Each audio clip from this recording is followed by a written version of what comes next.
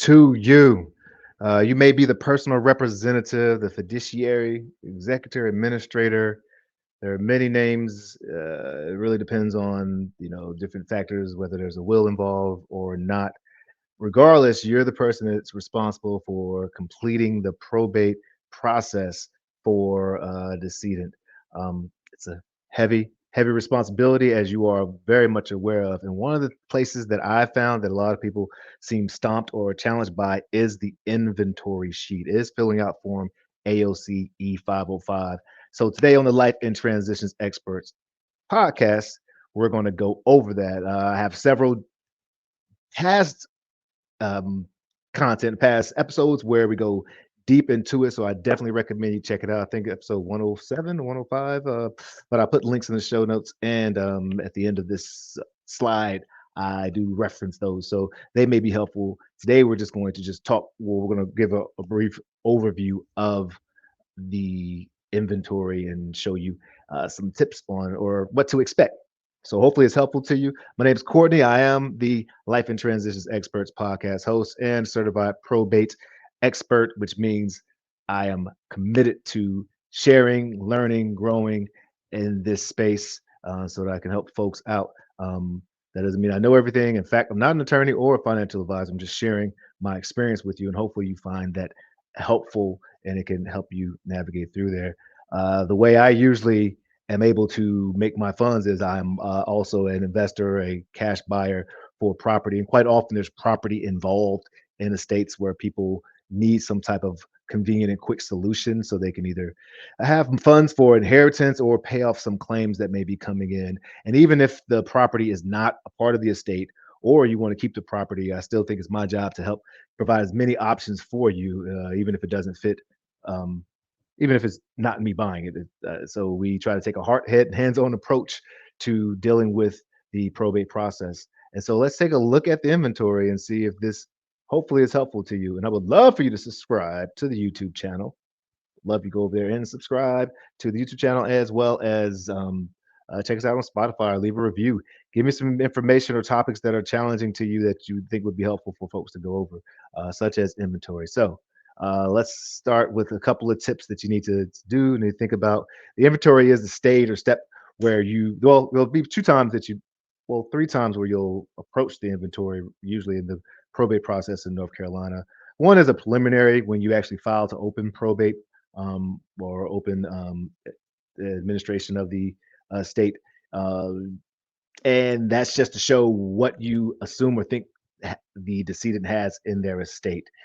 And the document will give you places where to put the information. So what you really want to do is gather the information first is by getting all the person's assets and their liabilities will come in, particularly when you send out the notice to creditors. They'll definitely make their claims stated if they do it in a lot of time. But bank statements, investment portfolios, insurance, real estate documents, vehicle titles, anything in that person's name that they partially own you should gather that so that you can have the relevant information.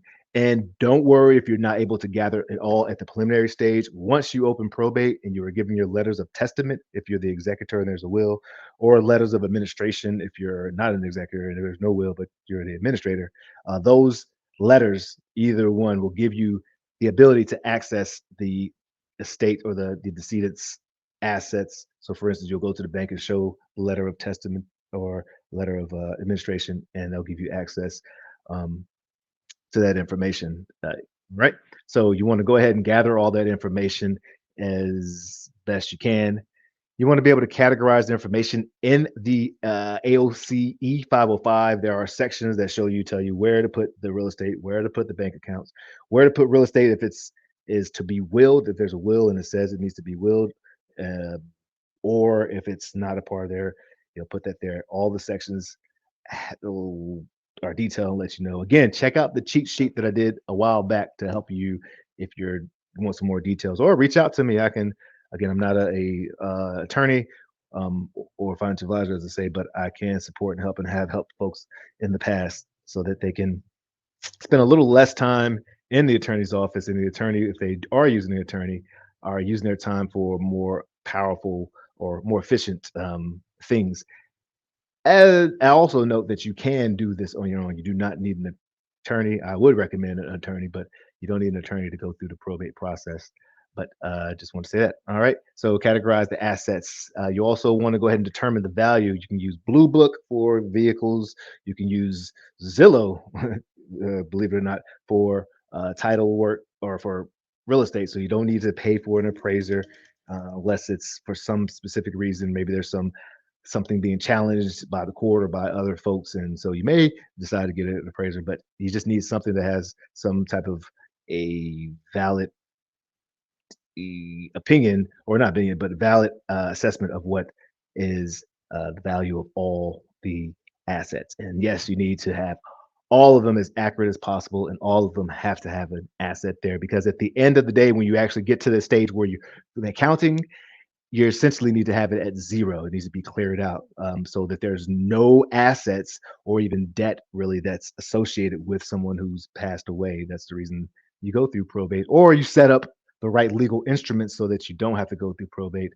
And yeah, also, it's not necessarily on this section, but you will go ahead and want to go ahead and start as you get the debt and get the liabilities. Go ahead and pull those in: mortgage, loans, credit, debt, tax obligations, all those things. It won't necessarily go on the inventory sheet, but it will go in the accounting stage so that you can know what is being paid off.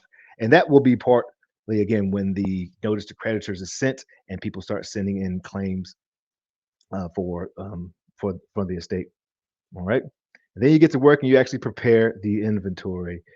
This is putting all the information on there, putting all the value on there associated as well. And again, I would advise that you seek a probate attorney. If you need someone who can help, reach out to me, because I have tons of awesome attorneys that fit different criteria, from the most complex to ones that can just provide a support for something that just, maybe you need, someone to look over your shoulder to make sure you're in compliance. And I also have software that is amazing.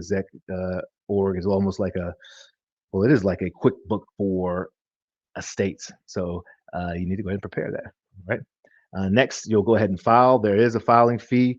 It is 0.0004 times the total value of the all the assets put together, not including the debt. So you can't say, there's $1 million in assets, but they owe 900,000. Nope, they're going to do it based on the actual total value of the estate.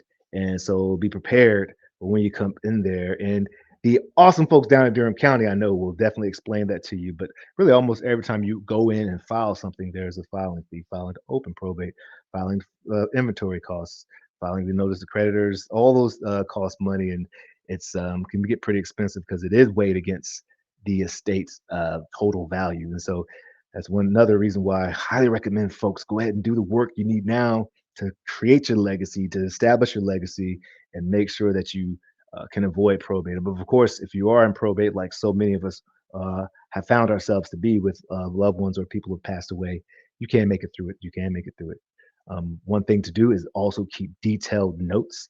This is very crucial. Keep all receipts, keep all correspondences, any related documents. I'm in there in the estate office at least once a week, and see, as the files go, they get larger and larger, particularly when they're really complicated or have a lot of claims. So you want to be as transparent as possible. Okay. So completing this can feel like a complex task, and it can be complex, but just take it one piece at a time, and you got this. Get support. And yeah, check out past episodes. What episode is that?